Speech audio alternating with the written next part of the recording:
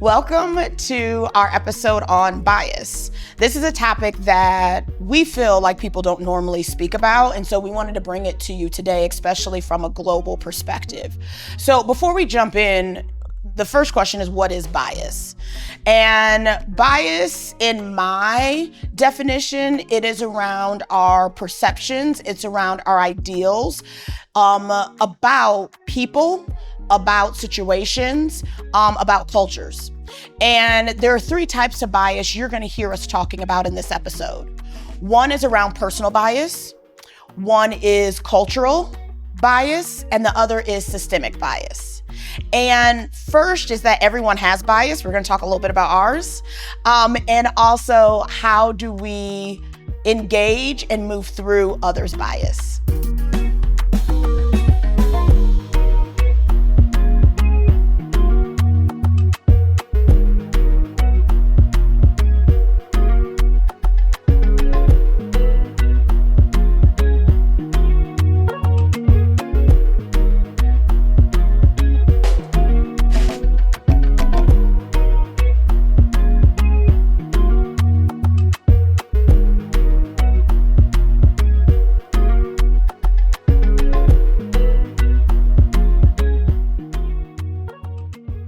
So, Gisela, you have to talk to us a little bit about your experience with bias, because I can only imagine, being 15 years abroad, what that journey has been. And, recognizing, obviously, we each bring our own bias as well. So I'd love to hear some of the stories, too, on where you brought a particular perspective or perception that you thought that then being in the experience you were in shifted it. But share some of your stories with us. No, absolutely. I believe like each of us, every one of us do have bias, even though some people say like, oh no, I don't have bias. Like I just don't engage into those thoughts whatsoever. At the end of the day, each and all of them we have, whether are conscious or unconscious bias. And it starts with us, especially like, as you say, so I've been abroad like 15 years by now. And I moved from Mexico to Germany first. And the first bias I had, like personally, because I have to admit, I also have them, was like thinking, oh, it's going to be so hard to, like start my new life abroad.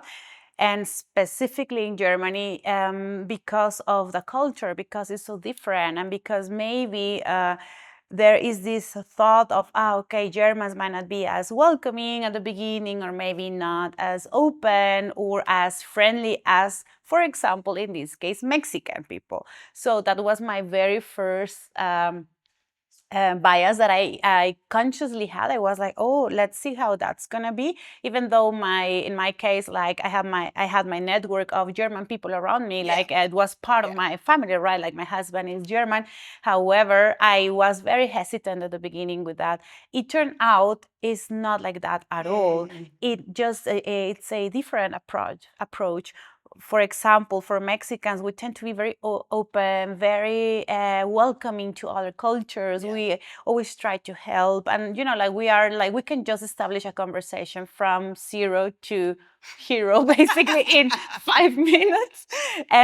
But that should not be confused with building like deep relationships. Yeah. Mostly it's like just a superficial thing that you do. Yeah. But then, of course, compared to that, then Germans are then maybe cold or maybe not as welcoming, just because they don't do it that way. So it's a bit more like kind of, I don't know, how do you say it, like kind of breaking a shell at the beginning, where it's a bit difficult and you first encounter a bit of like resistance maybe. But once you overcome that first, let's say that first step, then you get the most like meaningful and honest relationships that you can have. So every time when someone told me back home, like, oh, you're in Germany, but I'm sure you're alone, or you have no friends whatsoever, I'm like, that's not true. And then I think I take it for my own like kind of responsibility just to share how it is, like so that to helps share to journey. shift, other people's perceptions. Yes. Right? Because you came in with that, and then and that sounds like it was like a cultural bias you had because of your culture.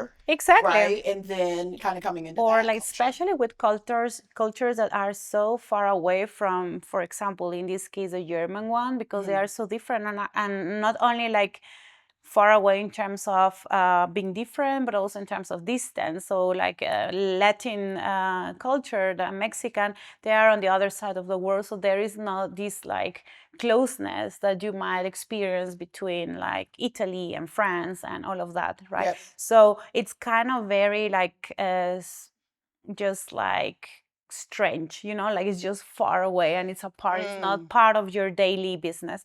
So for example, like people would like tell these stories of, oh yeah, but like you must have a difficult life in Germany because they don't like foreigners, or they don't like, or they might even think they might be racist, and that's the biggest lie ever, at least in my experience. Like it's not true at all, and you first need to go and explore, and also you be open as well for that.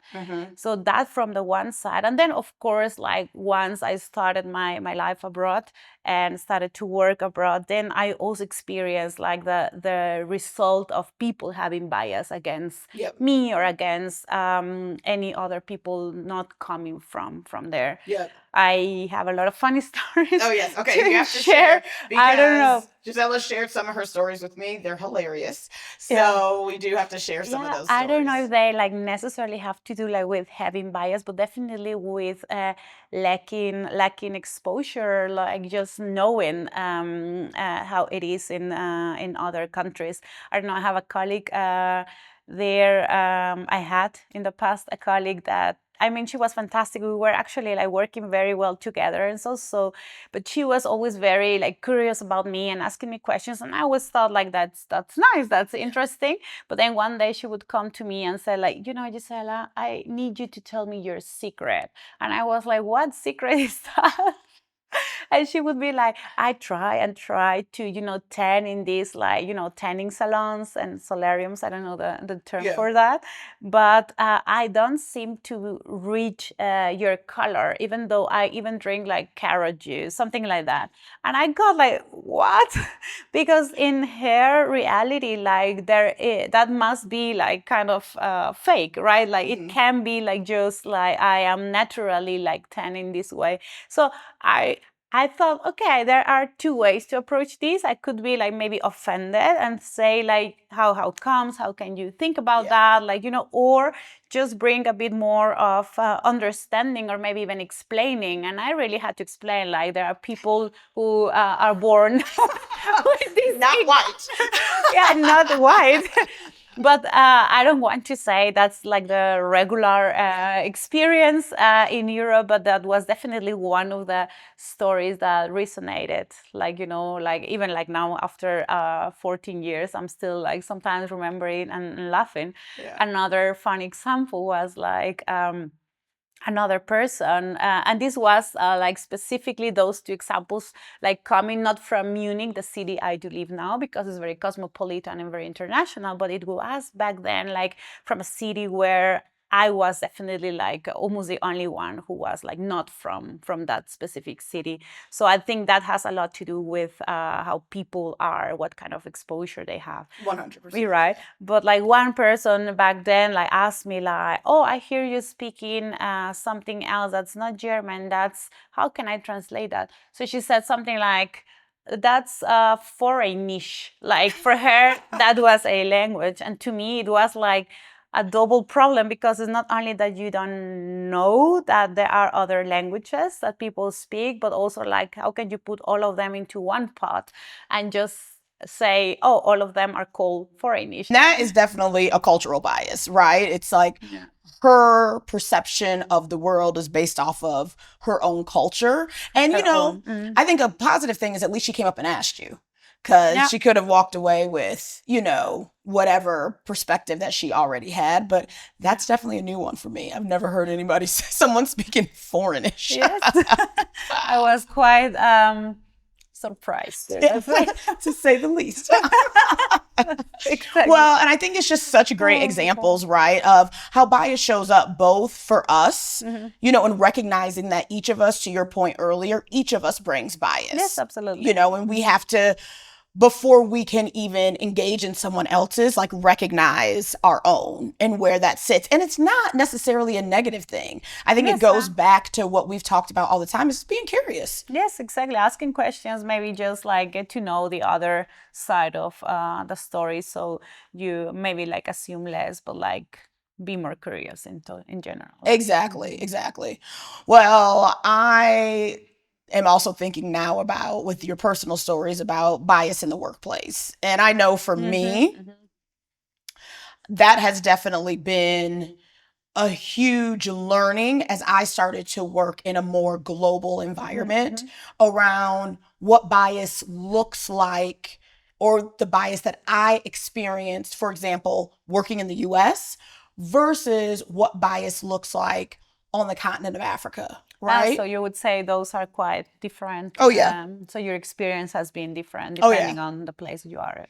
Exactly. And I think that's important, right? When people are looking to move abroad or looking to be in like a global environment, is that our experiences and what we consider bias may be different in a different context. So I'll give an example, right? In the US, for an example, you'll hear a lot about unconscious bias, and a lot as it pertains to gender, race, sexual orientation, disability. So there are these factors that we talk about a lot in the US, and I would probably say in general in what we consider the global north, right? Like North America and Europe.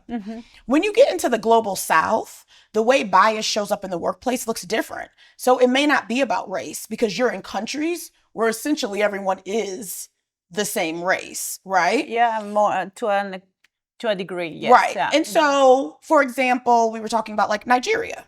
99% of the people are Black, right? However, the bias shows up in different ways. It is bias around religion.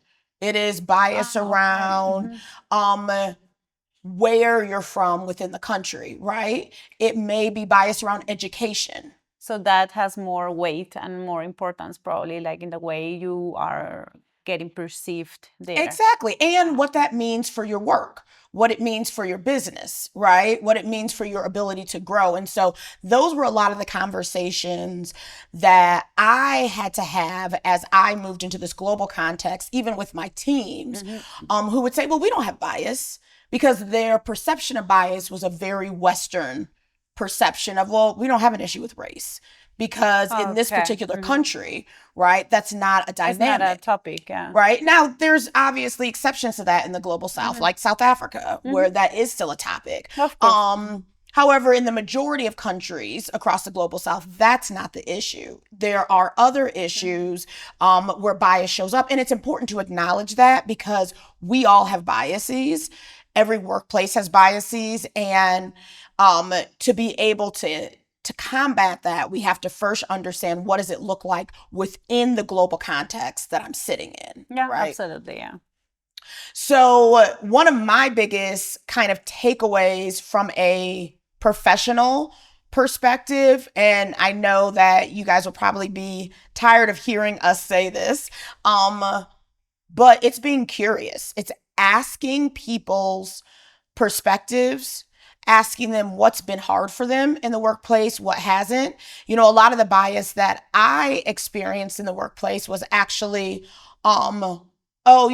she's American coming in to this global context. Like, does she really know? And what I found where that shifted, where I got a different reaction from folks, is when I showed up without the answer, with like, actually, I don't know. I want to hear from you. What your perspective is. You can give me that value. You can like teach me like more or less. Because they're right. I don't know. Like, I'm not from that. But you're here to learn, because you're willing to learn, which is a different approach. Yeah, for sure. And I feel like that's what helped me be successful, globally. So as we think about like biases, I think the first piece that I think is so important is self-awareness. We have to understand that we 100%. all come with it, be comfortable with that. And even so, there's a theory that my husband loves that I learned in grad school and I used a lot. Some of you may be familiar with it, called Johari's window.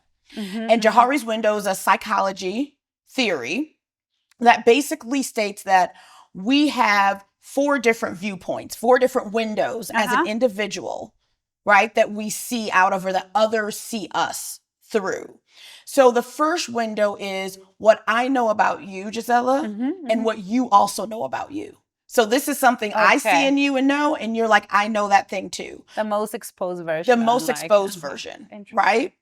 That second window are the things that you know about yourself, so you see, but I don't know about you because you've chosen what to share and what not to share. So I'm basically like putting a specific filter. So I might know, I don't know, I'm afraid of public speaking, but others would not necessarily know that, right? For whatever reason, that's that filter you put on that. The third window is what I know about you, but you don't know about yourself. Oh, okay. That Right? also applies, right? So that's a little bit of a blind spot where I see this thing in terms of your reactions and how you show up. And this goes exactly to people you said that, maybe like, well, I don't have any bias. Yeah. Others likely see that in them. They just don't see it in themselves, right? And then that fourth window is what they call the unknown. It's what you don't know about yourself yet, and I don't know about you either. But that doesn't mean it's not going to be something that's true, or there isn't something that you actually don't even realize you have the ability to do. I don't know that you have the ability to do it, but in the future, you will do it. It will show in some way, and you probably are not even like aware of that yet. Exactly. And that's our evolution, right? That's our growth. That's super interesting. And that's why you have to be curious. Yeah, because that what we don't know about each other, that's what's going to help us move our viewpoints and our windows. And it's going to end up being something that we both know. Absolutely. Now, coming back to that, I don't know, to me, the biggest takeaway for this bias, whether they are unconscious or not, might be just to share, like just not take for granted that people should know specific things about you, either if it's your culture or your personal approach, or if it's in regards of a cultural bias. It's just more of, sharing. People can't know how it's in Mexico necessarily if they haven't been exposed. Some people do know because they have traveled a lot, or they are like just naturally interested in other cultures, but they are definitely a part of the population that they just don't know because they don't know for whatever reason. But however, they do have biases. So it's our kind of duty of job to just share with them. You know what? In Mexico, we also have like this variety of I don't know, jobs, education, or whatever it is in their minds. We can just kind of, if not educate, at least like just share. And I think if we do that, we like just put a path for a better coming together without having this bias all the time. Yeah, I completely agree. And I think for each of us, in terms of our emotional intelligence on our own personal bias and minimizing that window that we don't know about ourselves and that others don't know about us, and also minimizing that window around what we don't know about ourselves but others do know about us, is to continue to be open for one, hearing feedback. And so asking folks the difference between your intention and your impact, and also finding uncomfortable ways to evolve and to learn new things, because that's what's going to help us start to realize some of those things we didn't know that we could do that we actually can. Absolutely. That's where growth happens always. It doesn't matter what topic, but it's always outside of that comfort zone. So just don't be afraid of just tackling those maybe not very comfortable conversations, but just like go into the discussion, into the sharing, into the just communicating.